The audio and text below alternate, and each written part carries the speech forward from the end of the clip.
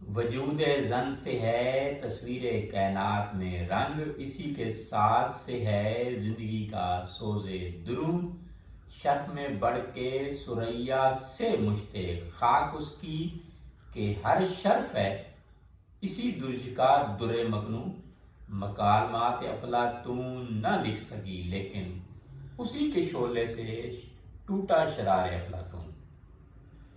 علامہ اقبال کہنا چاہتے ہیں جو کچھ دنیا میں رنگ ہیں، جو کچھ دنیا میں جو عورت کا مقام ہے، یعنی عورت کے مقام کے بغیر جو ہے یہ دنیا جو ہے بیکار ہے، بے مزہ ہے۔ عورت کے بغیر جو ہے انسان اکیلا پن محسوس کرتا ہے، عورت کے بغیر جو ہے حسن نہیں ہے معاشرے میں۔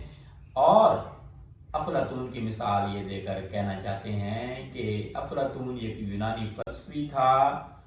اگر وہ مکالمات افلاطون کا مطلب یہ ہے، مکالمات کے نام سے ایک کتاب لکھی افلاطون نے، اور لکھنے والا جو تھا افلاطون تھا۔